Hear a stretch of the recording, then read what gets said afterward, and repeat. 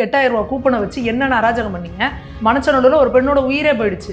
அந்த பொண்ணு வந்து ஏங்க எனக்கு கூப்பன் கொடுக்கல அப்படின்னு கேட்டதுக்கு அதெல்லாம் இல்லை, அப்படி ஏதோ ஒரு வாய் தகராறுல அந்த பொண்ணு என்ன சொல்லியிருக்கு, வரட்டும் உங்கள் எம்எல்ஏ சீட்டுக்கு ஓட்டு கேட்டு வருவார்ல, அப்போ நான் அவரை நிற்க வச்சு கேள்வி கேட்குறேன்னு சொன்னதுக்கு அந்த அம்மா முடியை பிடிச்சி இழுத்து அடிச்சு அந்த பொண்ணு அங்கே பக்கத்தில் கிடந்த விளக்கமாத்த எடுத்து அடிச்சு கை குழந்தை வச்சிருக்க பொண்ணு அது மன உளைச்சல்ல தற்கொலை பண்ணி செத்து போச்சு. இன்றைக்கி அந்த குழந்தைக்கு அம்மா கிடைக்குமா? நீங்கள் ஓட்டு போட்டுட்டா அதுக்கப்புறம் அங்கே என்ன வேலை உங்களுக்கு? அங்கே நின்று வரவங்க போகிறவங்கடெல்லாம் திமுகவுக்கு போட்டுருன்னு சொல்லி இது பண்ணுறது. அக்கா போய் கேட்குறாங்க, கவர்னர் அவங்க 2 முறை கவர்னராக இருந்தவங்க 2 மாதத்தில் அவங்கள போய்ட்டு அடிக்கிறதுக்கு மாஞ்சிட்டு போகிறான். அப்போ என்ன தைரியம் உங்களுக்கு? ரவுடிங்களா நீங்களாம் ஒரு அமைச்சராக இருக்கிறவர், ஒரு எம்எல்ஏவாகி உங்களுக்கான அந்த அரசியல் நாகரிகம் உங்களோட பேச்சை எப்படி இருக்கு பாருங்க. அப்புறம் ரவுடி கூட்டத்தை வச்சுக்கிட்டு இந்த திமுக நீங்க என்ன நினைச்சிட்டு இருக்கிறீங்க? எல்லா இடங்களையும் பணப்பட்டுவாடா, காயின் கொடுக்குறீங்க, தங்க காசு. யோசிச்சு பாருங்க. அப்ப நீங்க எத்தனை லட்சம் கோடி கொள்ளையடிச்சு வச்சிருந்தா தங்க காசு கொடுக்குறீங்க ஓட்டுக்கு? சேகர் பாபு மாதிரியான ஆட்கள்லாம் வந்து அவமான சின்னம். அவரெல்லாம் வந்து ஒரு தமிழ்நாட்டில் எம்எல்ஏவா இருக்கிறதுங்கிறதே ஒரு பெரிய தப்பு. இந்து சமய அறநிலையத்துறையில் போட்டிருக்காங்க பாருங்க, அது அதை விட ஒரு தப்பு. அறமே இல்லாத ஒருத்தங்க அறநிலையத்துறைக்கு அமைச்சர். இதுல வேற கமல் மேடை ஏறி ராஜராஜ சோழனை விட அதிகமான குடமுழுக்கு பண்ணி வச்சுட்டாங்க. உங்களுக்குலாம் வாய் கூசல இதை சொல்றப்ப. ஏங்க, கொடுத்த காசுக்கு கூங்குங்க. 6 மணிக்கு மேல இவங்க திமுக காரங்க மட்டும் உள்ள பூந்துக்கிட்டு வெளியில எந்த கட்சிக்காரங்களையும் உள்ள விடல. என்ன பண்ற? எல்லா கட்சி பிரதிநிதிகளும் இருக்கணும்ல, எல்லா கட்சியோட பூத் ஏஜென்ட்டும் அங்கே நிற்கணும், அவங்க அதை சீல் வைக்கணும், எல்லாரும் கையெழுத்து போடணும். திமுகவோட வட்ட செயலாளர் உள்ள போயிட்டான் அப்படின்னு சொல்லி அங்கே வெளியில நின்று பாஜகவோட நிர்வாகி அவங்க இது பண்ணிட்டு இருக்காங்க. பாஜக நிர்வாகியை உள்ள விட முடியாதுங்கிறாங்க. ஏன்னு கேள்வி கேட்டால் திமுக வரவங்க எங்களை அடிக்க வராங்க அப்படின்னு அவங்க வந்து வீடியோ போடுறாங்க. ஒரு அம்மா காலில் வந்து விழுந்து மனு கொடுக்குறாங்க அப்படின்னா அப்போ அவங்களுக்கு எவ்வளோ பிரச்சனை இருக்கும், வேதனை இருக்கும். ஒன்று நீங்கள் சொல்ல வேணாம், மனுவை கையில் வாங்கிட்டு சரிங்கம்மா நான் பார்க்குறேன் போங்கன்னு சொன்னால் கூட முடிஞ்சு போச்சு. அந்த அம்மாவை இப்படிங்கிறீங்க. கமல் பாருங்க, அங்கேருந்து வெளியே வந்தோன்னே சார் என்ன சார் ஆட்சி மாற்றம்னா மாற்றம் ஒன்றே மாறாதுன்ட்டு போறாரு. சார் என்ன சொல்றீங்க, ஆட்சி மாற்றம் உறுதியான ஆமான்ட்டு போறாரு. காலையிலேருந்து சாயந்தரம் வரைக்கும் ரீல்ஸே போட்டுட்டு இருந்துட்டு 5:45 மணிக்கு 6 மணிக்கு பூத்துக்குள்ள போயிட்டு ஓட்டு போடலை அப்படின்னா, இந்த பூத்துல எனக்கு ஓட்டு இல்லையா, இன்னொரு பூத்துல 8 மணிக்கு வரைக்கும் அலோ பண்றாங்கன்னா நான் அங்கே போறேன்னு ஓடுதுங்க. ஏன்னா இது ரீல்ஸா வேற எடுத்து போடுதுங்க. இதை நினைச்சா நமக்கு அழுகிறதா சிரிக்கிறதான்னு தெரியல. இது எப்படி இந்த தேட்டருக்கு வரேன் படம் பார்க்க வந்தேன், இங்க விஜய் நான் படம் டிக்கெட் கிடைக்கல, அந்த தேட்டர்ல டிக்கெட் கிடைக்குதா நான் அங்க போய் வாங்கிக்கிறேங்கிற மாதிரி பண்ண முடியுமா? இவர் வந்து உணர்ச்சி வசப்படுத்தி ஒரு அரசியல் பண்ணிட்டு இருக்காரு விஜய். நீங்க எல்லாரும் மாமாவுக்காக போய் உங்க அப்பா அம்மா எல்லார்ட்டையும் கேளுங்கிறாங்க. இந்த இன்ஸ்டால பாருங்க, ஓட்டு போடுறவங்க அத்தனை பேரும் இந்த குழந்தைங்க போய் மறைக்குது. விஜய் மாமாவுக்கு ஓட்டு போடணும் அழுது அடம் பிடிக்குது உருண்டை. அதுக்கு விஜய் மாமாவுக்கு ஓட்டுன்னா என்னன்னு தெரியுமா, அரசியல்ல வந்தா என்ன செய்வாங்கன்னு தெரியுமா? இது ஒரு மாதிரியான இமோஷனலான இது.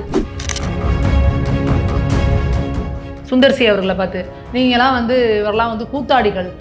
இப்போ இவர் யாரு? பிரகாஷ்ராஜ் சமூக சேவகரா? நீங்க அரசியல்ல இருந்து வரலாங்க, உங்களுக்கு அரசியல் அனுபவம் வேணும் அப்படின்லாம் சொல்றாரு. உதயநிதி ஸ்டாலினை பார்த்து இந்த கேள்வியை கேட்பாரா? உதயநிதி ஸ்டாலின் எப்போ அரசியலுக்கு வந்தாரு? 2021க்கு முன்னாடி வரைக்கும் உதயநிதி ஸ்டாலின் உங்களுக்கு அரசியல் யாருக்கா தெரியுமா?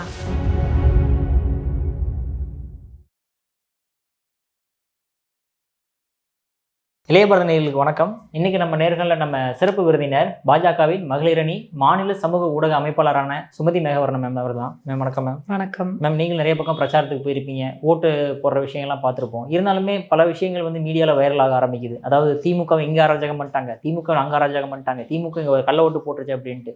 எதுக்காக திமுக மட்டும் இவ்வளோ லைம்லைட் பண்ணி காட்டுறீங்க? மற்ற கட்சிகள் தப்பே செய்யலையே, அதிமுகலாம் தப்பு பண்றவங்களுக்கு தானே போட முடியும். நான் என்ன சொல்றேன், இப்போ ஆளுங்கட்சியாக இருந்தது திமுக. நீங்கள் என்ன பண்ணணும், நாங்கள் இந்த நல்லதெல்லாம் பண்ணியிருக்கோம்னு சொல்லி நீங்கள் போய் ஓட்டு கேட்கணும்.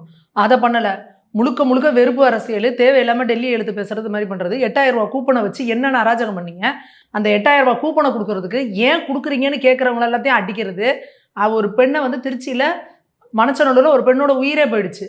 அந்த பொண்ணு வந்து ஏங்க எனக்கு கூப்பன் கொடுக்கல அப்படின்னு கேட்டதுக்கு அதெல்லாம் இல்லை, அப்படி ஏதோ ஒரு வாய் தகராறுல அந்த பொண்ணு என்ன சொல்லியிருக்கு, வரட்டும் உங்கள் எம்எல்ஏ சீட்டுக்கு ஓட்டு கேட்டு வருவார்ல, அப்போ நான் அவரை நிற்க வச்சு கேள்வி கேட்குறேன்னு சொன்னதுக்கு அந்த அம்மா முடியை பிடிச்சி இழுத்து அடிச்சு அந்த பொண்ணு அங்கே பக்கத்தில் கிடந்த விளக்கமாத்த எடுத்து அடிச்சு கை குழந்தை வச்சிருக்க பொண்ணு அது மன உளைச்சல்ல தற்கொலை பண்ணி செத்து போச்சு.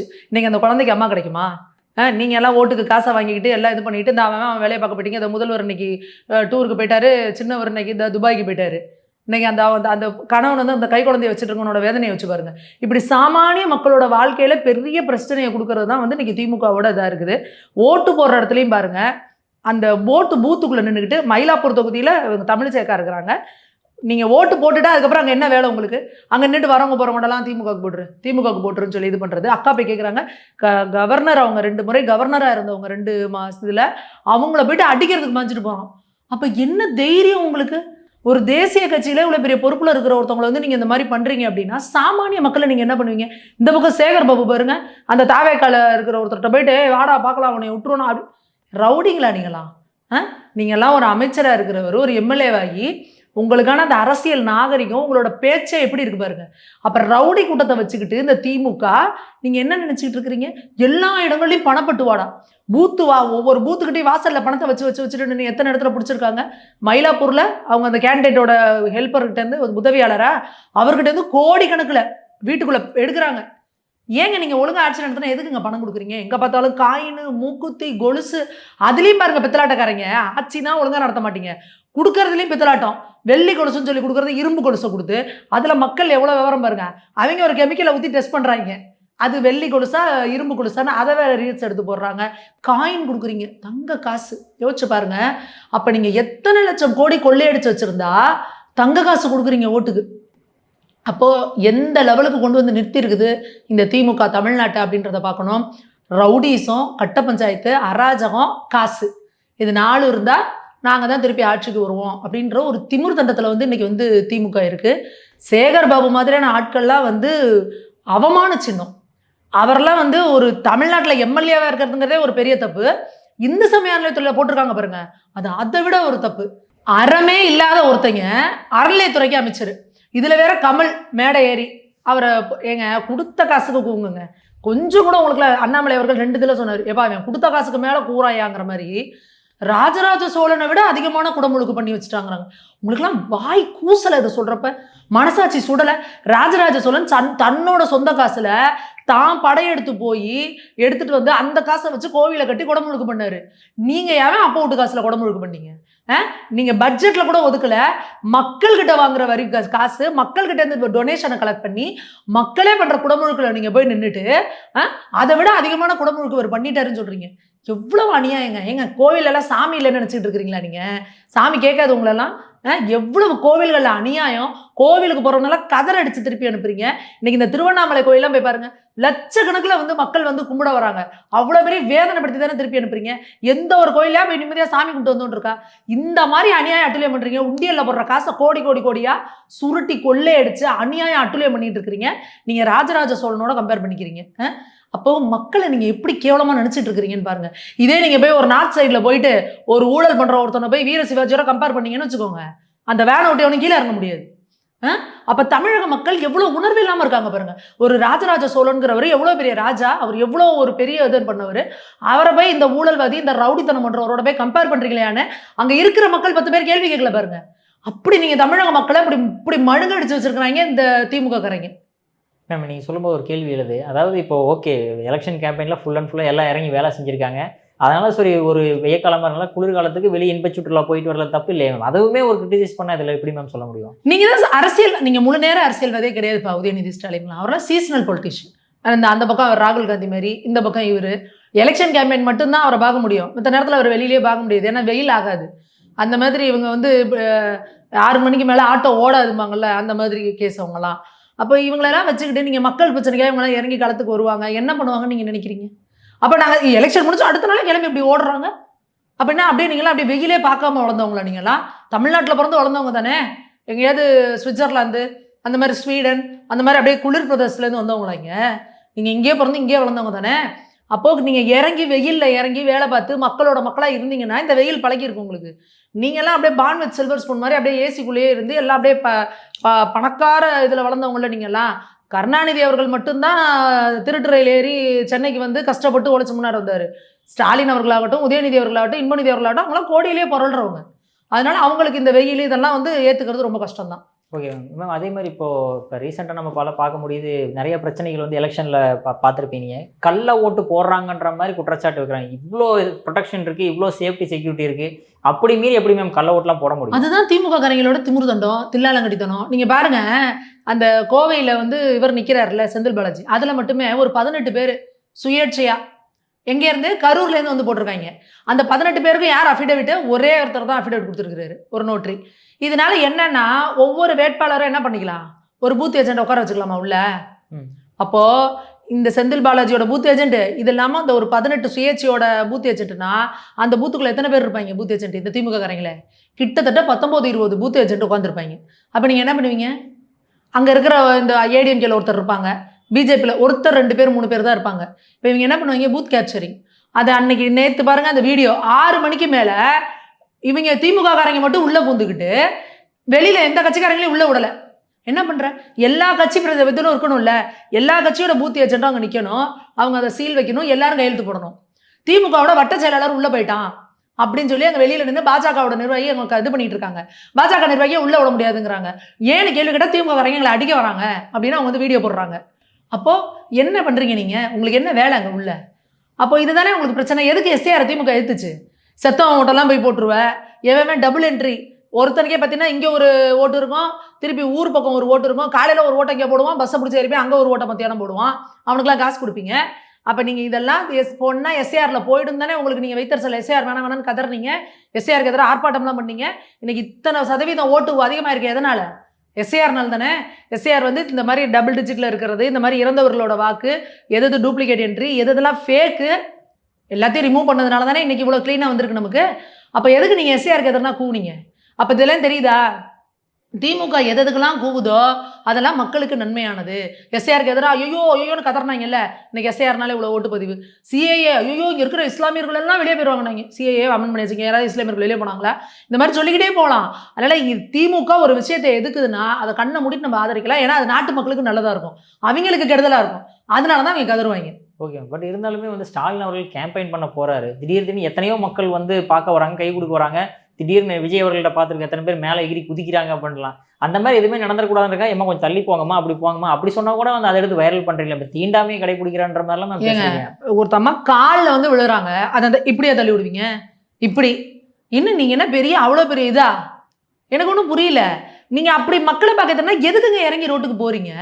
அப்படியே மக்கள் பக்கத்தில் வந்தா இது பண்றது, பிடிச்சி தள்ளி விடுறது, அடிக்கிறது புறங்கையில, என்ன இது? நீ அந்த அந்த அந்த ரவுடித்தனம் பண்ணுற அந்த தாதா மாதிரி இருப்பாங்க அப்படி தான். என் பக்கத்தில் வரக்கூடாது, யார் தெரியுமில்ல அப்படின்ற அந்த இது அந்த அந்த ரத்னத்துலேருந்து இன்னும் போகல. அவர் ஒரு 30 வருஷத்துக்கு முன்னாடி அப்படி தானே ரவுடித்தனம் பண்ணிட்டு தெரிஞ்சுட்டு இருந்தார் தௌலத்தா. அதுக்கப்புறம் ஒரு வெள்ளையும் ஜெலையுமா போட்டு இல்லை நான் ஒரு லீடர் அப்படின்னு ஃபார்ம் ஆகிட்டேன் அப்படின்னு நினச்சிட்டு இருக்கிறாங்க. ஆனால் இன்னும் அது ரத்தத்தில் போகல. ஒரு அம்மா காலில் வந்து விழுந்து மனு கொடுக்குறாங்க அப்படின்னா அப்போ அவங்களுக்கு எவ்வளோ பிரச்சனை இருக்கும், வேதனை இருக்கும். ஒன்று நீங்கள் சொல்ல வேணாம், மனுவை கையில் வாங்கிட்டு சரிங்கம்மா நான் பார்க்குறேன் போங்கன்னு சொன்னால் கூட முடிஞ்சு போச்சு. அந்த அம்மாவை இப்படி இப்படி இப்படிங்கிறீங்க. என்னங்க ஒரு கேவலமா இல்லை? கேமராலாம் பார்த்துட்டு இருக்கப்ப நீங்கள் எப்படி இருக்கீங்க? கேமரா இல்லாமல் உங்களை வந்து பார்க்குறவங்கள, உங்கள்கிட்ட அணுகிறவங்கள நீங்கள் எப்படி அணுகுவீங்க? எப்படி மக்கள் உங்களை அணுகிற முதல்வரா நீங்கள்? அப்போ மக்கள் புரிஞ்சுக்கணும். இவங்க கொடுக்குற காசுக்காக போய் இவங்க கிட்ட மானம் கட்டு போய் இப்படி நிற்கணுமா? எதுக்கு இவங்க காலில் எல்லாம் போய் விழுவணும்? இவங்க வாங்குற மனுவை என்ன பண்ணுவாங்க? உங்களோட ஸ்டாலின் வாங்கினாங்க, அதெல்லாம் எங்கே கிடந்துச்சு? ஆற்றுல மேந்து போகுது, குப்பை தொட்டியில் கிடந்துச்சு. அப்போ நீங்கள் கிட்ட கொடுக்குற மனுல என்ன பிரயோஜனம்? ஒரு பிரயோஜனம் கிடையாது. தயவு செஞ்சு மக்கள் புரிஞ்சுக்கணும். இவங்க கிட்ட சொல்கிறதும் ஒன்று, அந்த செவுத்துல போய் முட்டிக்கிறதும் ஒன்றுன்னு. அப்போ உங்களுக்கு போகக்கூடாது. ஓட்டு போட்டுட்டோம், தப்பு, 5 வருஷம் தண்டனை அனுபவிச்சாச்சு. அடுத்து நம்ம ஓட்டை மாற்றி போட்டு ஆட்சியை மாற்றிட்டு நமக்கு உண்டான முதல்வர்கிட்ட நம்ம இது பண்ணிக்குவோன்றதை மக்களுக்கு புரிஞ்சுக்கணும். திரும்ப திரும்ப போய் அவர் காலில் போய் விழுவுறாங்கன்னா மக்களோட அறியாமை நினைச்சா வேதனையாக இருக்குது. அவ்வளோதான் மேம். அதே மாதிரி இப்போ சிவகுமார் அவர்களும் ஓட்டு போட்டு ப்ரெஸ் மீட் கொடுக்கும்போது அவர் சொல்கிறாரு, இந்த மாதிரி டாஸ்மாகில் போதை 5 வருஷமா எங்கே போனார்? 5 வருஷமா கோமா ஸ்டேஜில் இருந்தாரா? அவரோட பிள்ளை எங்கே போனார்? அவங்க மருமகன் எங்கே போனாங்க? இதே ஏடிஎம்கே ஆட்சியிலன்னா பொங்குனாங்க. இப்போ தெரிஞ்சு போச்சு அவங்களுக்கு, ஆட்சி மாறப்போகுது, அடுத்து இப்போ ஏடிஎம்கே தான் ஆட்சிக்கு வரப்போகுதுன்னு உங்களுக்கு தெரிஞ்சிருச்சு. அதனால இப்போ வந்து எல்லாரையும் குடிமக்களெல்லாம் குடிகாரன் ஆகிட்டாங்க அப்படின்றாரு. திடீர்னு முந்தானத்தை தான் எல்லாரும் குடிகாரனானாங்களா? 5 வருஷமா எல்லாம் குடிகார வேலை தான் தெரிஞ்சுக்கிட்டு இருக்கிறாங்க. 24 மணி நேரமும் டாஸ்மாக்ல சாராயம் வித்துட்டு கிடக்குது. திரும்புற பக்கம்லாம் கஞ்சா, எங்கே பார்த்தாலும் கள்ளச்சாராய இல்லத்தில் இறந்து போனாங்களா 100 பேர். அப்போ சிவகுமார் எங்கே போனார்? அப்போ இவங்களுக்கு எல்லாம் என்ன அப்படின்னா இவங்கெல்லாம் வந்து சந்தர்ப்பவாதிகள். இப்போ அடுத்து இப்போ ஏடிஎம்கே தான் ஆட்சிக்கு வரப்போகுதுன்னு தெரிஞ்சிருச்சு, அதனால இன்னைக்கு வந்து கூவுறாரு. அதுக்கு அடுத்து இப்போ சூர்யா ஜோதிகாலாம் பாருங்க, இனிமேல் இந்த இதெல்லாம் ஆக்டிவேட் ஆயிரும். இந்த ரோபோஸ்லாம், இந்த சூர்யா, ஜோதிகா, சித்தார்த்து, இந்த மாதிரி இந்த கேரக்டர்லாம் இனிமேல் இந்த ஜோம்பிகளுக்குலாம் உயிர் வந்துடும். இப்போ 5 மாதம் எல்லாம் இந்த 5 வருஷம் கோமா ஸ்டேஜில் கடந்தாங்க. இனிமேல் இப்போ அடுத்து ஏடிஎம்கே ஆட்சிக்கு வந்ததுக்கப்புறம் அடுத்தெல்லாம் பார்த்தீங்கன்னா எல்லாருக்கும் உயிர் பெற்று பேச ஆரம்பிச்சிருவாங்க. அதுக்கடுத்து இந்த கமல் பாருங்க, அங்கேருந்து வெளியே வந்தோன்னே சார் என்ன சார் ஆட்சி மாற்றம்னா மாற்றம் ஒன்றே மாறாதுன்ட்டு போறாரு. சார் என்ன சொல்கிறீங்க, ஆட்சி மாற்றம் உறுதியான ஆமான்ட்டு போறாரு. அப்போ இவங்கெல்லாம் செம்ம கடுப்பில் இருக்கிறாங்கன்றது நல்லாவே தெரியுது. திமுக கூடவே இருந்துக்கிட்டு குழி பிடிச்சிட்டு உட்காந்துருக்குறாங்க. அப்போ அடுத்த தடவை ஆட்சி மாற்றம் உறுதி அப்படிங்கிறது எல்லாருக்குமே தெரிஞ்சு போச்சு தெளிவாக. Okay ma'am. அதே மாதிரி இப்போ கோயம்பேட்டில் வந்து ஒரு நியூஸ் பார்க்க முடியுது. அதாவது ஊருக்கு போகிறவங்களுக்கு வந்து ஓட்டு போட முடியாத ஒரு சூழ்நிலை ஏற்பட்டிருக்கு அப்படின்ட்டு. அதுக்கு அரசு என்ன மேம் பண்ணணும்? முடிஞ்ச வரைக்கும் பஸ் அதெல்லாம் அதிகமாக இப்ப கொடுக்கப்பட்டு ஒருத்தவங்க ஊருக்கு எலெக்ஷனுக்கு ஓட்டு போட போவாங்கன்னு தெரியுமா தெரியாதாப்பா? எந்த ஒரு திட்டமிடல் இல்லாம விடிய விடிய விடிய அங்க நிக்கிறானுங்க. அடுத்த நாள் மத்தியானம் வரைக்கும் அங்க போராட்டம் பண்ணிட்டு உட்காந்துருக்காங்க. நாங்க ஊருக்கு போலன்னு. நீங்க பாருங்க அந்த பெர்சன்டேஜ்லாம் பாருங்க கீழே. தூத்துக்குடி, ராமநாதபுரம், கன்னியாகுமரி இங்கெல்லாம் ஏன் வந்து பெர்சன்டேஜ் குறைஞ்சிருக்கு? சென்னையிலேருந்து போக முடியலையே. போனவங்க எல்லாம் திரும்பில வந்துட்டாங்க.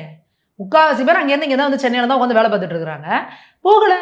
அவங்களுக்கு என்னென்னமோ அதில் நிறைய பேர் வீடியோ போடுறாங்க பாருங்க. இது நாங்கள் தீபாவளி பொங்கலுக்கு போனப்போ கூட அவ்வளோ கூட்டம் போகிறதில்ல. யார் யார் ஓட்டு இருக்கோ அவங்க தான் போகிறாங்க. நிறைய பேர் இங்கே சென்னையில் இருக்கிறவங்க வந்து சென்னையிலேயே வந்து நிறைய பேர் ஓட்டர் ஐடி இருக்கவங்க இங்கே போட்டுடுறாங்க. ஆனால் தீபாவளி பொங்கலுக்கு வந்து பார்த்தீங்கன்னா சொந்த ஊருக்கு சொந்த பந்தத்தை பார்க்கணும்னு சொல்லிட்டு நிறைய பேர் இதை விட பெரிய லெவலில் கிளம்புவாங்க. அப்போ கூட இவ்வளோ கூட்டம் கிடையாதுங்க. ஆனால் இப்போ வேணும்னே திட்டமிட்டே பார்த்து எங்களுக்கு வந்து இந்த டிராஃபிக் ஆகிற மாதிரி இருக்குது. வேணும்னே அந்த ஹைவேஸில் 2 சைடும் பார்த்தீங்கன்னா பெரிய பெரிய ட்ரக்கெல்லாம் நிற்க வச்சிருக்காங்க, லாரிலாம் நிற்க வச்சிருக்காங்க. ஏன் நிற்க வச்சிருக்காங்கன்னு தெரியல. ஒரு 1 வேளை மட்டும் அனுப்புகிறாங்க. கிட்டத்தட்ட எங்களுக்கு இங்கேருந்து கிளாம்பாக்கத்தை தாண்டறதுக்கே எங்களுக்கு 5 மணி நேரம் 6 மணி நேரம் ஆகுது. என்ன பண்ணுறது இல்லை. காலையில் 6 மணி ஆயிடுச்சு, நாங்கள் இன்னும் கிளாம்பாக்கத்தை தாண்டலை. இப்படிலாம் வீடியோ போட்டுட்ருக்காங்க. மக்கள் விடிய விட கிளாம்பாக்கத்தை உட்காந்து போராட்டம் பண்ணுறாங்க. எங்களுக்கு சாப்பாடு இல்லை, தண்ணி இல்லை, நாங்கள் உட்காந்துருக்கோம், நாங்கள் என்ன பண்ணுறது அப்படின்னு. அப்போது அரசு என்ன உங்களுக்கு அவ்வளோ பயம் வந்துருச்சுல்ல? திமுக அரசு இவ்வளோ பயப்படுது இல்லை? இது கேவலமாக இல்லை? நீங்கள் நல்லாட்சியை கொடுத்து நான் இதெல்லாம் நல்லது பண்ணியிருக்கேன்னு ஓட்டு வாங்குறத விட்டுட்டு இவெல்லாம் ஊருக்கு போனால் நமக்கு அகென்ஸ்டாக ஓட்டு போட்டுருவான்ட்டு அவனை போடாமல் தடுக்கிறதுங்கிறது என்ன மாதிரியான சர்வாதிகாரம்? அப்போ நீங்கள் இதெல்லாம் பண்ணிட்டு நாங்கள் நல்லாட்சி கொடுத்துருக்கோம் அப்படின்னா இதெல்லாம் நம்புறதுக்குலாம் நாங்கன்னா இல்லை லூஸா? பட் இருந்தாலுமே அந்த ஓட்டு எல்லாமே விஜய் அவர்களுக்கு தான் போகிற மாதிரி வந்து பேசப்படுதே. அப்படி கிடையாது. எல்லாரும் தான்ப்பா போவாங்க. சொந்த ஊரில் ஓட்டு இருக்கிறவங்க எல்லாருக்கும் தான் போவாங்க. விஜய்க்கு மட்டும் தான் போகிறதுன்னு இல்லை, எல்லார் கட்சியிலும் போவாங்க. நான் என்ன சொல்கிறேன், அவங்க விஜய் கட்சிக்கே ஓட்டு போடுறதா இருக்கட்டும். அப்போ அதுக்காக நீங்கள் அவங்களை அனுப்ப மாட்டீங்களா? அப்போ விஜய் கட்சிக்கு எவன் ஓட்டு போடணும் அவனெல்லாம் கையை காலை கட்டி வீட்டுக்குள்ளே போட்டுறான்ட்டுருவீங்களா? இது என்னங்க ஜனநாயகம்? அதுக்கு பேர் ஜனநாயகமா? ஜனநாயகம்னா நீங்கள் சொல்லுங்கள், நான் நல்லா இல்லைங்க அவனை விட நான் பெஸ்ட்டாக ஆட்சி தருவேன், எனக்கு போட்டால் என்னென்னா எல்லாரும் எடுத்து வைக்கணும் மக்கள்கிட்ட. மக்கள் யார் பெஸ்ட்டோ அவங்கள தேர்ந்தெடுப்பாங்க. அதுக்காக விஜய் கட்சிக்கு ஓட்டு போட போகிறோன்னா அவனெல்லாம் அனுப்பாது அப்படின்னா அப்போ நீங்கள் தானே ஃபாசிஸ்ட்டு. அப்போ திமுக சர்வாதிகாரம் தானே பண்ணிட்டு இருக்கீங்க. தமிழக மக்களை என்ன பண்ணணும் ஏது பண்ணக்கூடாதுன்னு நீங்கள் ஒரு சர்வாதிகார ஆட்சி உட்காந்து பண்ணிட்டு இருக்கிறீங்க தானே. பட் நீ இவ்வளோ பேசுகிறீங்க. ஆனால் அண்ணாமலை அவர்களே வந்து காக்கி பேண்ட்டு ஒயிட் ஷர்ட்டை போட்டு அப்படியே சிம்பாலிக்காக வந்து விஜய் அவர்களுக்கு ஓட்டு போடுங்கிற மாதிரி சொன்ன மாதிரி எல்லாருமே இருந்தது. இந்த மீடியாக்காரங்களுக்கு எவ்வளோ திமிர் இருக்கும். அவரை வந்து மறிச்சு என்ன சார் காக்கி பேண்ட்டும் ஒயிட் ஷர்ட்டும் போட்டு வந்திருக்கீங்க, நீங்கள் யாருக்காக இது பண்ணுறீங்க குறியீடுன்னு கேட்குறாங்களே. ஸ்டாலின் என்ன ட்ரெஸ்ஸில் வந்தார்? ஒயிட் பேண்ட்டு பீச்சில் தான் வந்தார். அவர் அன்புமணி அண்ணா என்ன ட்ரெஸ்ஸில் வந்தார்? அந்த ட்ரெஸ்ஸில் தான் வந்தார். அப்போ இந்த ட்ரெஸ்ஸில் வரவங்கலாம் வந்து விஜய் ஓட்டு போடுவாங்களா? அது என்னங்க பைத்தியக்காரத்தனமாக இருக்குது. நீங்கள் 2021 அந்த மாதிரி இதெல்லாம் நீங்கள் வீடியோ எடுத்து போடுங்க. அண்ணாமலை அவர்கள் 2021-22 ஒயிட் பேண்ட்டு பீச் ஷர்ட்டோட ஃபோட்டோ இருக்கா இல்லையான்றதை இங்கே மக்களுக்கு எடுத்து போடுங்க. இப்போ நான் கேட்குறேன், அண்ணாமலை அவர்களை பார்த்து தான் விஜய் போட்டார் அந்த காஸ்டியூமை? அதான் நான் கேட்கணும். அவர் பெரும்பாலும் வந்து அந்த காக்கி பேண்ட்டு ஒயிட் ஷர்ட்டை போட்டிருப்பாரு. இவங்க விட்டா டிராஃபிக் போலீஸ் எல்லாம் போய் மறைச்சிருவாங்க போல இருக்கு. டிராஃபிக் போலீஸ் இருந்தால் ஏன்னே காக்கி பேண்ட்டும் ஒயிட் ஷர்ட்டும் போட்டிருக்கீங்க, நீங்கள் வந்து டிவி கேட்க ஓட்டு போடையான்னு கேட்பாங்க போல இருக்கு. போலீஸ்காரங்க எல்லாரும் மஃப்டியில் இருந்தால் காக்கி பேண்ட்டை போட்டிருப்பாங்க, மேலே ஒயிட் ஷர்ட் தான் போட்டிருப்பாங்க, வேணா ஒரு டிஷர்ட் போட்டிருப்பாங்களா இருக்கும். அப்போ அவங்களாம் டிவி கேக்கு தான் ஓட்டு போடுறாங்களா? என்னங்க நீங்கள் அது புரியல. சின்ன பசங்க அவங்க இன்ஸ்டாவில் ரீல்ஸ் போட்டுட்டு அவங்க ஃபயர் விட்டுருக்காங்கன்னா வேற. மீடியாக்காரங்க அண்ணாமலை அவர்கள்ட்ட போய் இந்த கேள்வி கேட்குறாங்கன்னா எவ்வளோ திமுரு. அவர் வந்து பாஜகவில் இருக்கிறாரு. அவர் எந்த அளவுக்கு தமிழ்நாடு முழுக்க போயிட்டு அவர் வந்து பிரச்சாரம் பண்ணிருக்காருன்னு தெரியும். அவர் எதுக்காக வந்து டிவி கேக்காக இது பண்ண போறாரு? நீங்கள் ஸ்டாலின் போய் அந்த கேள்வியை கேட்பீங்களா? என்ன தலைவரே பீச் பாண்டி இதுலேயே வந்துட்டீங்க, நீங்கள் டிவி கேக்கு போய் ஓட்டு போட போறீங்களா கேட்பீங்களா? அப்போ இந்த மீடியாக்களுக்கு என்னென்ன திமுர் வேலை திருக்குதால வேலைலாம் பார்க்குறாங்க அப்படின்றதுக்கு வந்து இது ஒரு எக்ஸாம்பிள். இது பட் இருந்தாலுமே விஜய் அவர்கள் கண்டெஸ்ட் பண்ணுற இடத்துல இருந்தால் மேம் நிறைய பிரச்சனைகள் வர ஆரம்பிக்குது. திருச்சி கிழக்கில் பார்த்தீங்க அப்படின்னா நிறைய பேர் கள்ள ஓட்டு போட்டாங்க, அதுக்கப்புறம் நைட்டோட நைட்டாக போய் ஓட்டு போடுறாங்க அப்படின்ற மாதிரி ஒரு விஷயம் நம்ம ஆரம்பத்துலேருந்து சொல்லிக்கிட்டே இருக்கிறது. விஜய் அவர்கள் அவங்களோட ரசிகர்களை தொண்டர்களாக மாற்றணும், அரசியல் படுத்தணும். நிறைய இடங்கள்ல பார்த்தீங்கன்னா விஜய்க்கு ஓட்டு போடுவேன் விஜய்க்கு ஓட்டு போடுவேன் விஜய்க்கு ஓட்டு போடுவேன்னு சொல்கிறாங்களே விழிஞ்சு நம்மளோட விசில் சின்னத்தில் நம்ம தொகுதியில் யார் கேண்டிடேட்டு நீங்கள் இன்னைக்கு மைக் எடுத்துட்டு போங்க, யாருக்கு ஓட்டு போட்டீங்கன்னா விசிலுக்குமாங்க, யார் கேண்டிடேட்னு பேர் கேளுங்க, தெரியல. அதான் மேம் சொல்லிட்டாரு அவரே. 234 தொகுதியிலே விஜய், திருச்செந்தூர் விஜய், மதுரை விஜய், நீங்க எப்படி சொன்னீங்க அதே அவங்களும் சொல்லிட்டு தெரியுறாங்க. இது அரசியல் படுத்துறதா? விஜய் போய் எல்லாத்தையும் பேச முடியாது. உங்க எல்லாருக்கும் மாவட்ட செயலாளர் இருக்காங்கல்ல, நீங்க மாவட்டம் தோறும் பயிற்சி முகாம் நடத்தலாம்ல, உங்க ஃபேன்ஸை கூப்பிட்டு என்ன பண்ணும்ல. எந்த தொகுதியிலையுமே அவங்களுக்கு ஓட்டர் ஐடி எஸ்ஐஆர்ல எவ்வளவு கொடுத்தாங்க. எல்லா கட்சியிலையும் அவங்கவுங்க கட்சி சார்ந்து எஸ்ஐஆர்ல இது பண்ண ஒரு லிங்க் கொடுத்தாங்க. ஒண்ணுமே இல்லை, நீ அலைய வேணாம். அந்த லிங்க்ல போய் உன்னோட ஓட்டர் ஐடி எபிக் நம்பரை போட்டினா உனக்கு எஸ்ஐஆர்ல உன்னோட ஸ்டேட்டஸ் என்னன்னு தெரிஞ்சிடும். நேற்று எத்தனை பேர் ரீல்ஸ் போட்டாங்க பத்தியா? ஐயோ எஸ்சிஆர்ல என் பேரே வரல. ஏன்னா நீ பேரையே சேர்க்காம இல்லை உன் பேரை அப்டேட் பண்ணாம எஸ்சிஆர்ல லிங்க்ல போய் நீ அதை பார்க்காம நான் இங்கேருந்து வந்தேன் எனக்கு ஓட்டு இல்லைன்னு கதறி அழுதுட்டு விஜய்னா சாரினா அப்படின்னு வீடியோ போடுறாங்க. இதுல இன்னொரு கொடுமை என்னன்னா, காலையிலேருந்து சாயந்தரம் வரைக்கும் ரீல்ஸே போட்டுட்டு இருந்துட்டு 5:45 மணிக்கு 6 மணிக்கு பூத்துக்குள்ள போயிட்டு ஓட்டு போடலை அப்படின்னா, இந்த பூத்துல எனக்கு ஓட்டு இல்லையா, இன்னொரு பூத்துல 8 மணிக்கு வரைக்கும் அலோ பண்றாங்களா, நான் அங்க போறேன்னு ஓடுதுங்க. ஏன்னா இது ரீல்ஸா வேற எடுத்து போடுதுங்க. இதை நினைச்சா நமக்கு அழுகிறதா சிரிக்கிறதான்னு தெரியல. சின்ன புள்ள தனமா பண்ணிட்டு இருக்கீங்க. ஓட்ட பூத்துல தான் போட முடியும். இது எப்படி இந்த தேட்டருக்கு வரேன் படம் பார்க்க வந்தேன், இங்க விஜய் நான் படம் டிக்கெட் கிடைக்கல, அந்த தேட்டர்ல டிக்கெட் கிடைக்குதா நான் அங்க போய் வாங்கிக்கிறேங்கிற மாதிரி பண்ண முடியுமா? இன்னும் நீங்க அரசியல் படுத்துறீங்க அந்த பிள்ளைங்களை. விஜயனாங்கிற ஒரு ஃபேன் இதுக்கு அதுங்க பண்ணுதுங்க. மற்றபடி அதுங்களுக்கு அரசியல் தெரியல, ஒன்றும் தெரியல, இதுல எப்படி அந்த பூத்துக்குள்ள போய் ஒர்க் பண்ணணும்னு தெரியல, என்னுமே தெரியல. இதுல அடுத்த ஒரு பெரிய டேஞ்சரு, இது ரொம்ப ரொம்ப ரொம்ப மக்கள், நான் சொல்றேன் இளைய பாரதம் நேயர்கள் மூலமா எல்லா மக்களுக்கும் சொல்றேன், உங்க வீட்டுல டிவி கேவா வச்சிருக்கிற குழந்தைகளை கண்காணிங்க. அடுத்து இப்ப எல்லாரும் என்ன ரீல்ஸ் போட்டுட்டு இருக்காங்க தெரியுமா, நான் விஜய்னா எப்படியோ ஜெயிச்சிருனா, இல்லைன்னா அவ்வளவுதானா, நான்லாம் செத்துருவேனா, இந்த மாதிரி சில பைத்தியங்கள் போட்டுக்கிட்டு இருக்குது. இதுல இன்னொரு அம்மா உச்சபட்சமா போய் சொல்லுது, இவங்கெல்லாம் இல்லாம திருப்பிலாம் திமுக வந்துச்சுன்னா அவ்வளவுதான், நாங்களும் மருந்து குடிச்சிட்டு என் பிள்ளைங்களுக்கும் ஏதாவது மருந்து கொடுத்துட்டு படுக்க வேண்டியதாங்குது. தயவு செஞ்சு நான் சொல்றேன், விஜய் அவர்கள் ஒரு வீடியோவாவது போடுங்க. கரூர் சம்பவம் மாதிரி சம்பவம் நடந்ததுக்கு அப்புறம் வீடியோ போடாதீங்க, இப்போ ஒரு வீடியோ போடுங்க. அரசியல்ல வெற்றி தோல்வி சகஜம், என்ன வேணா ரிசல்ட் வரலாம். இந்த தேர்தலில் விஜயனாவே சிஎம் ஆயிட்டாருன்னே வச்சுக்கோ, உங்களோட கற்பனை உலகத்துக்கே வச்சுக்கோ, அடுத்தரையும் அவர் தான் சிஎம் ஆவாரா, அதுக்கு அடுத்தரையும் அவர் தான் சிஎம் ஆவாரா? அரசியல்னா தோல்வி இருக்க தானே செய்யும், நின்னவங்களா ஜெயிச்சுட்டே இருப்பாங்களா? இதுக்கு கூட நீங்க தயார்படுத்தாம, ஏற்கனவே நம்ம இதே இதுல இளைய பாரதத்துல பேசியிருக்கோம், திருச்சியில அந்த காந்திபுரத்துல இருந்த கூட்டம் நடந்தப்ப நம்ம சொன்னோம், இவங்களை அரசியல் படுத்தணும், இந்த மாதிரி காம்பவுண்ட் சோர்ல ஏறக்கூடாது, போஸ்ட் கம்பத்துல ஏறக்கூடாது, குட்டிச்சோர் மெத்தல ஏறி நிக்க கூடாது, ஏதோ நீங்க விழுந்தீங்க அசம்பாவிதமானா பெரிய உயிர் சேதமாகணும். 41 உயிரை அடுத்த இதுல கரூர் இதுல பலி கொடுத்தாரு.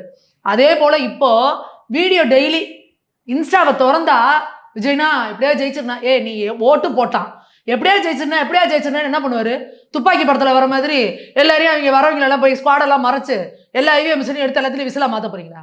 இனியா உங்களோட பைத்தியக்காரத்தனை எங்களுக்கு ஒன்றும் புரியல. பரீட்சை எழுதிட்ட, நீ என்ன மார்க் என்ன எழுதிருக்கியோ அதுக்கு மார்க் வரப்போகுது. பரீட்சையில நீ ஒழுங்கா எழுதாம நான் எப்படியாவது பாஸ் ஆயிடணும் எப்படி ஆக முடியும்? என்ன மக்கள் ஓட்டு போட்டாங்களோ அது வரப்போகுது. டெய்லி விஜய்னா எப்படியாவது பாஸ் ஆயிடனா, எப்படியாவது ஜெயிச்சிருந்தா, இல்லைன்னா நாங்களாம் செத்துருவோனா.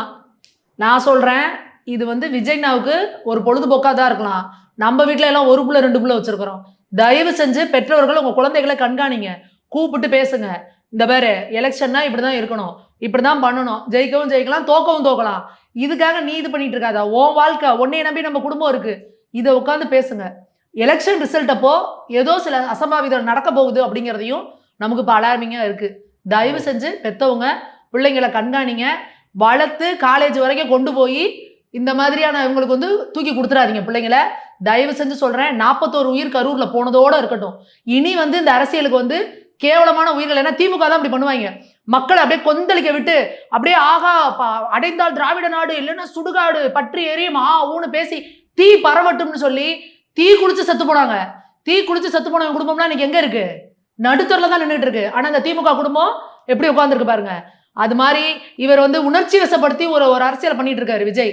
நீங்க எல்லாரும் மாமாவுக்காக போய் உங்க அப்பா அம்மா எல்லார்ட்டையும் கேளுங்கிறாங்க. இந்த இன்ஸ்டால பாருங்க, ஓட்டு போடுறவங்க அத்தனை பேரும் இந்த குழந்தைங்க போய் மறைக்குது, விஜய் மாமாவுக்கு ஓட்டு போடணும் அழுது அடம் பிடிக்குது உருண்டா. அதுக்கு விஜய் மாமாவுக்கு ஓட்டுனா என்னன்னு தெரியுமா, அரசியல்ல வந்தா என்ன செய்வாங்கன்னு தெரியுமா? இது ஒரு மாதிரியான இமோஷனலான இது. சரி, அது சின்ன குழந்தைங்க, நம்ம சிரிச்சுட்டு சரி போடுறோம்னு சொல்லிட்டு நம்ம யாருக்கு போட போறோமோ அது அடுத்த விஷயம். ஆனா இந்த காலேஜ் படிக்கிற வயசுல, இந்த அடலசன்ட்ல 2 கட்டா வயசுல இருக்குதுங்க பாருங்க, இதுங்களை நினைச்சா ரொம்ப வேதனையா இருக்கு. அத்தனை பொண்ணுங்க விஜய் நான் வரலைன்னா நான் தற்கொலை பண்ணிக்குவேன் அப்படின்னு ரீல்ஸ் போடுது. தயவு செஞ்சு உங்க குழந்தைங்களை கண்காணிங்க. இனி ஒரு உயிர் இந்த மாதிரி கேவலமான அரசியலுக்கு போகக்கூடாது. பெற்றவர்கள் கண்காணிங்க. விஜய் தயவு செஞ்சு இந்த பசங்களாம் உயிரோட இருந்தால் தான் உங்களுக்கு ஓட்டு போட முடியும். அதனால விஜய் ஒரு வீடியோவாவது போடுங்க. இல்லை தயவு செஞ்சு உங்கள் மாவட்ட செயலாளர்களை வச்சு அந்த பசங்களை மீட் பண்ணி அவங்களுக்கு ஒரு எல்லாரும் நன்றி. ஏன்னா உண்மையாலுமே நான் சொல்கிறேன், விஜய் எப்படி அரசியல் பண்ணுறதெல்லாம் தாண்டி இந்த இளைஞர்கள் இந்த முறை காலேஜ் படிக்கிற பிள்ளைங்கெல்லாம் கழுத்தில் ஒரு தீவிக்க துண்டை போட்டுக்கிட்டு விசில வாயில வச்சுக்கிட்டு வீடு வீடாக போய் ஓட்டு கேட்குதுங்க. உண்மையாலுமே அரசியலில் உனக்கு ஒரு ஆர்வம் வந்திருக்கு அப்படின்றது பாராட்டக்கூடிய விஷயம். ஆனால் நீங்கள் அவங்களை முறையாக அரசியல் படுத்தணும். ஒரு பைத்தியகாரத்தனமான அரசியலாக இருக்கக்கூடாது. நான் ஐயோ விஜய் நான் தோத்துட்டா நான் செத்து போயிடுவேன் அப்படின்றது பைத்தியகாரத்தனமான அரசியல். இந்த பூத்துல ஓட்டு போடலன்னா நான் இன்னொரு பூத்துல ஓடி போய் ஓட்டு போடுறேன்னு ஓடுறது 6 மணிக்குள்ள ஓட்டு முடிஞ்சிடும் தெரியும். போய் ஓட்டு போட்டு வந்து நீ ரீல்ஸ் போட வேண்டியதானே? 6 மணி வரைக்கும் நான் ரீல்ஸ் போட்டுக்கிட்டு இருந்தேன். அண்ணனுக்காக எல்லாத்துக்கும் இது பண்ணிட்டு இருந்தேன், ப்ரொமோட் பண்ணிட்டு இருந்தேன். அப்புறம் வந்து போடுறேன். இந்த மாதிரி குழந்தை பிள்ளைங்களா இருக்குதுங்க. இதுங்கள வச்சு நம்ம நினைச்சாலே பயமா இருக்கு. பேரண்ட்ஸ் நிறைய பேர் காலையில போயிட்டு நைட்டு வீட்டுக்கு வராங்க. பொழுதுனைக்கு அதுங்க செல்லு கூட தான் இருக்குது. இன்ஸ்டாகிராம் தான் உலகம் நினைச்சுட்டு இருக்குங்க. நீங்க இன்ஸ்டாகிராம்ல உங்களை ஃபாலோ பண்ற ஒரு 50,000 பேர்னு வச்சுக்கோ. நீ ஒரு 1 மில்லியன் பேரே இருக்கட்டுமே. அவங்க மட்டுமே நீ உலகம் நினைச்சிட்டு இருக்கியா? அதை தாண்டி இங்க உலகம் இருக்கு. மக்களோட சிந்தனைகள் இருக்கு. எல்லாரும் என்ன யோசிப்பாங்க? ஒரு சாமானியர்கள் என்ன யோசிப்பாங்க? விஜயால நாளைக்கு ஒரு முதல்வரா வந்தா என்ன செய்ய முடியும்? அப்படிலாம் யோசிப்பாங்கல்ல. அப்ப அவங்களோட நம்பிக்கை யாருக்கு இருக்கோ அவங்களுக்கு தான் ஓட்டு போடுவாங்க. மக்கள் வந்து இன்னைக்கு இவ்வளவு பிரச்சனை இருக்கு, இன்னைக்கு இவ்வளவு கடன், இவ்வளவு இது இருக்கு. இந்த நேரத்துல இன்னைக்கு விஜய் வந்து இவரால சமாளிக்க முடியுமா? இல்ல. ஒரு ஒரு ஒரு அனுபவம் உள்ள ஒருத்தர் வந்தாதான் சரியா வரும். அப்படின்றது மக்களோட இதா இருக்கு. அப்படி இருக்கும் பொழுது விஜய் நான் வரலைன்னா நான் வந்து செத்து போயிருவேன் அப்படின்ற மாதிரியானது ரொம்ப ஒரு ஆபத்தான ஒரு போக்கு. தயவு செய்து பெற்றோர்கள் உங்க குழந்தைகளை கண்காணிங்க, கூப்பிட்டு உட்கார வச்சு பேசுங்க. மேம் அதே மாதிரி இப்போ திமுக கூட்டணியில் வந்து பிரச்சாரத்துக்கு நிறைய பேர் வந்து முகம் சுளித்தவாறு சில விஷயங்கள் நம்ம ராகுல் காந்தியை பார்க்க முடியுது. மனோ தங்கராஜர் சால்வை போட வந்தா வேணான்றாரு. இன்னொரு பக்கம் அரவிந்த் கெஜ்ரிவால் வந்து ஸ்டாலின் அவர்களுக்கு பிரச்சாரம் பண்றாரு. அரவிந்த் கெஜ்ரிவாலுக்கு ராகுல் காந்திக்குமே ஆகாது.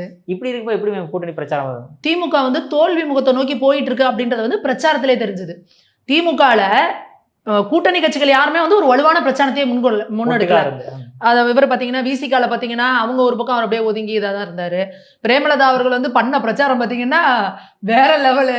துரந்தர் 3 அப்படிங்கிற மாதிரி இருக்கும் இடத்தில் மேடையில் இருந்தபடியே வந்து என்னன்னு சொல்ற தெம்பு தைரியமும் இருக்கிறது எனக்கு தாண்டா அப்படிங்கிற மாதிரி. அக்கா இல்ல என்னையா பிரச்சனை? பெண்களுக்கு வந்து பாதுகாப்பு இல்லை, எங்க போனாலும் பாலியல் பலாத்காரம் நடந்துட்டு இருக்குது.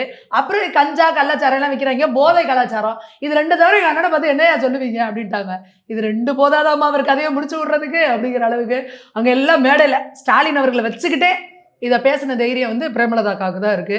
அடுத்த பிரச்சாரம் எங்க போய் திருப்பரங்குன்றத்துல தீபம் ஏத்துவோம் அப்படின்னாங்க. அவ்வளவுதான் என் கதையை முடிச்சு விட்டாங்க போ அப்படிங்கிற மாதிரி பிரேமலதாக்கா பிரச்சாரம் இந்த பக்கம் இப்படி. அதுக்கப்புறம் கிட்ட ராகுல் காந்தி அவர்கள் பார்த்தீங்கன்னா, ராகுல் காந்தியும் ஸ்டாலினும் நாங்கள் கேட்டுக்கிட்டே இருந்தோம் எலெக்ஷனுக்கு முன்னாடி, ஏன் கூட்டணி கட்சிகள் நீங்கள் ஒரே மேடையில் ஏறல, ஏன் கை கோக்கலன்னு. அவங்க உடனே எல்லாம் சொன்னாங்க, பாயிண்ட் வரும். எங்க வருங்க, எலெக்ஷன் வரும்ல, பண்ணுவோம் நாங்கள். இந்த எலெக்ஷனும் முடிஞ்சிருச்சு, நீங்கள் எங்கேயாவது பார்த்தீங்களா டோரால வர மாதிரி? நீங்கள் அதை பார்த்தீங்களா அப்படிங்கிற மாதிரி ஸ்டாலினையும் ராகுல் காந்தி ஒரு மேடையில் நீங்கள் பார்த்தீங்களா? பார்க்கல. மனோ தங்கராஜ் போய் சால்வை போட போறாரு, வை சால்வை நீயும் அப்படின்னு தட்டி விட்டு போயிட்டே இருக்கிறாரு. செல்வ பிறந்தகை எங்கேயாவது போய் நீங்கள் பிரச்சாரம் பண்ணி பார்த்தீங்களா? ஒன்றும் கிடையாது. அப்போ இந்த திமுகல கூட்டணிக்காரங்களே வந்து ஈரடா மாவனே நீ தோக்கணும், அதை நாங்கள் பார்க்கணும் அப்படிங்கிற அளவுக்கு திமுக கூட்டணிகள் திமுக தோக்கிறதுக்கான வேலைகள் எல்லாத்தையுமே தெளிவாக பார்த்தாங்க.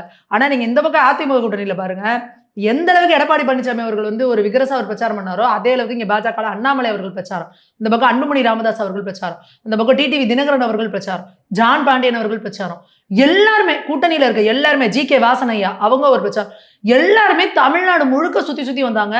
எல்லாரும், அதாவது என் கட்சியில நிக்கிறவங்க, என் சிம்பல்ல நிக்கிறவங்களுக்கும் கிடையாது, கூட்டணி கட்சியில நிக்கிற அத்தனை பேரும் சொல்லிட்டு பிரச்சாரம் பண்ணாங்க, பேசினாங்க. அது பார்க்கவே வந்து ஒரு அவ்வளோ ஒரு வைபா இருந்தது. அப்ப அந்த மக்கள்கிட்டயும் ஜெல்லாகும். ஓ நம்ம பகுதியில் இங்க பாரியா நமக்காக அன்புமணி என்ன பேசுறாரு, இங்க பாரியா இந்த கேண்டிடேட் தாமரை சின்னத்தில் இருக்கவருக்காக ஜான் பாண்டியன் என்ன பேசுறாரு பாரு, இங்க பாரு தாமரை சின்னத்தில் இருக்கவருக்காக அன்புமணி என்ன பேசுறாங்க பாரு, அதே போல பாமக இருக்கவங்களுக்காக அண்ணாமலை என்ன வந்து பேசுறாங்க பாருன்னு.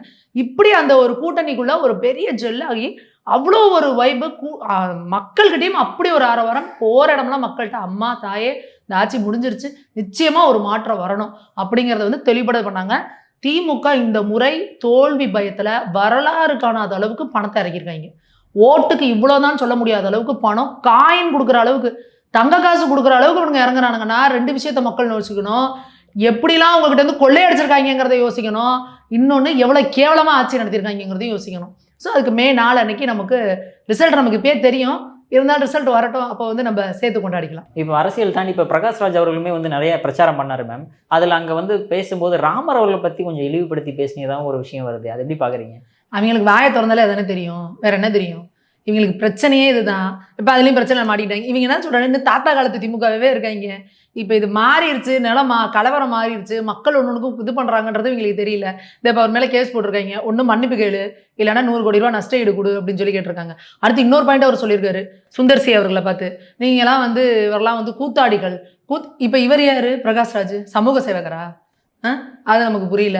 நீங்கள் அரசியல்ல இருந்து வரலாங்க, உங்களுக்கு அரசியல் அனுபவம் வேணும் அப்படின்லாம் சொல்றாரு. உதயநிதி ஸ்டாலினை பார்த்து இந்த கேள்வி கேட்பாரா? உதயநிதி ஸ்டாலின் எப்போ அரசியலுக்கு வந்தார்?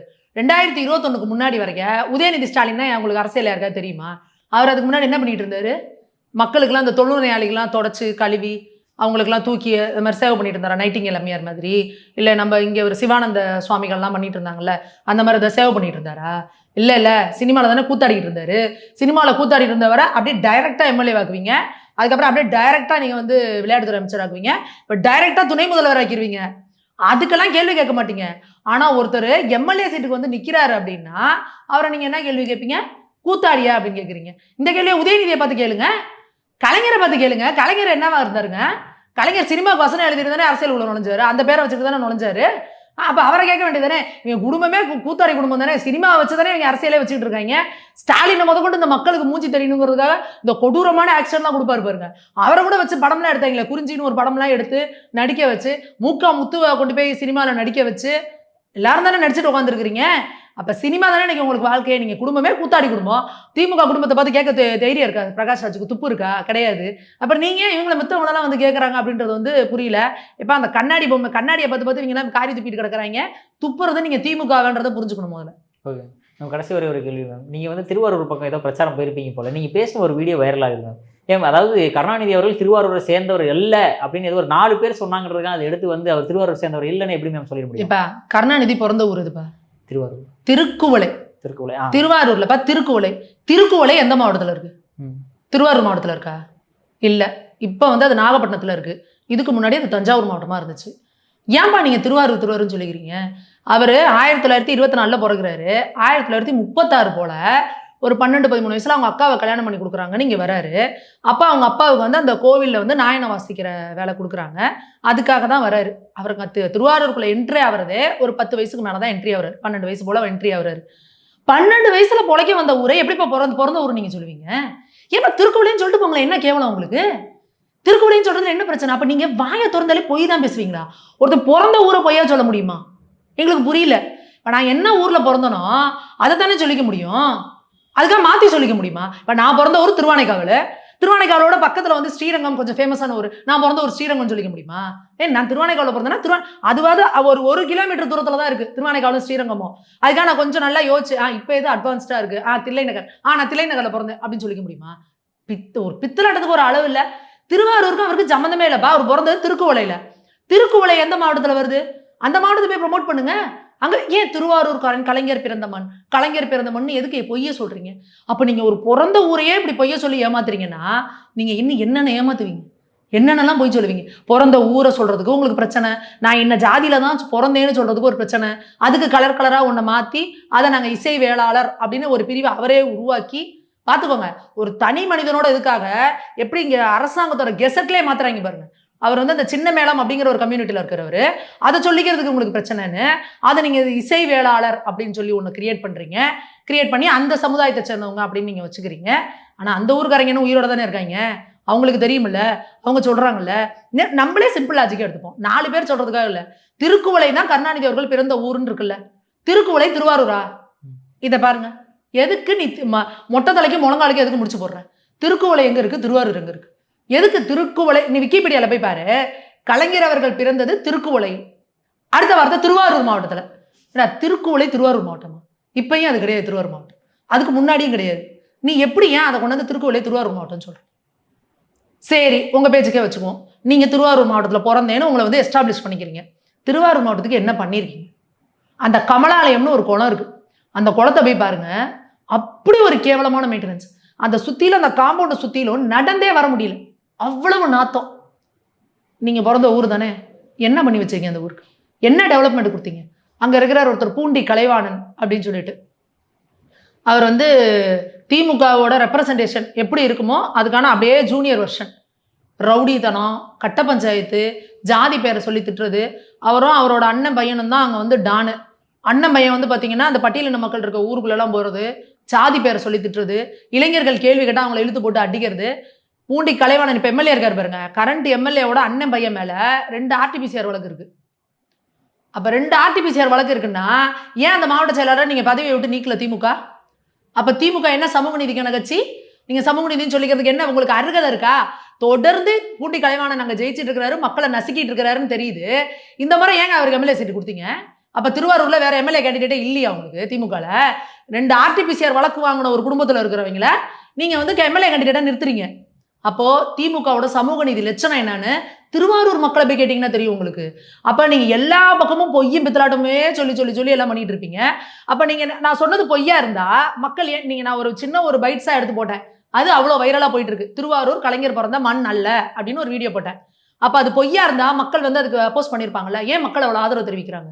பல பேருக்கு இது தெரியும், ஆனாலும் இவனுங்க பைத்தியக்காரனுங்க. அதுதான் நம்மளோட பிரச்சனை. நம்ம இதை தெரிஞ்சு அப்பட்டமா இவன் பொய் சொல்றப்போ அதை எடுத்து நம்ம பேசுறது இல்லை. ஆமா அதான் நமக்கு தெரியுமேனு கடந்து போறாங்க 60 வயசுக்கு மேல 70 வயசுக்கு மேல இருக்கவங்க. அப்ப ஏன் நீ இப்படி ஒரு பொய்யா சொல்றேன்னு அவனை கேட்கணும்ல. பிறந்த ஊரே ஏன் மாத்தி சொல்ற? உனக்கு என்ன பிரச்சனை?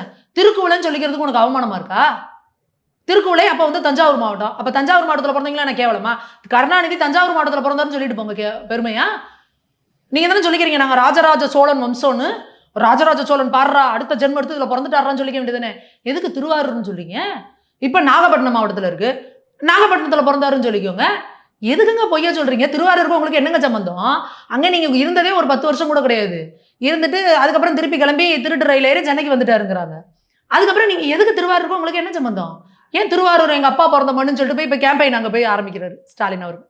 அப்ப திருவாரூர் மக்களுக்கு அந்த கேள்வி இருக்கும்ல. அப்ப நான் அதை போட்ட பொழுது திருவாரூர்ல இருந்து அத்தனை பேர் எனக்கு கால் பண்ணி என்னை வந்து அப்ரிஷியேட் பண்ணாங்க. ஆமா நீ சூப்பரா உண்மையாலுமே பேசியிருந்தீங்க, நாங்க பல பேர் எங்க ஊருக்குள்ள நாங்க சொல்லிக்குவோம், ஆனா வெளியில யாருக்கும் தெரியறதில்ல, இதை நீங்க தைரியமா வீடியோவா போட்டீங்கம்மா, ரொம்ப நன்றிம்மா அப்படின்னு அவ்வளவு பேர் எனக்கு ஃபோன் பண்ணி சொன்னாங்க. ஸோ அப்போ மக்களுக்கு என்னைக்குமே திமுகவை பத்தி தெரியுது. திமுகனா பொய், பித்தலாட்டம், ரவுடிசம், கட்ட பஞ்சாயத்து எல்லாம் தெரியுது.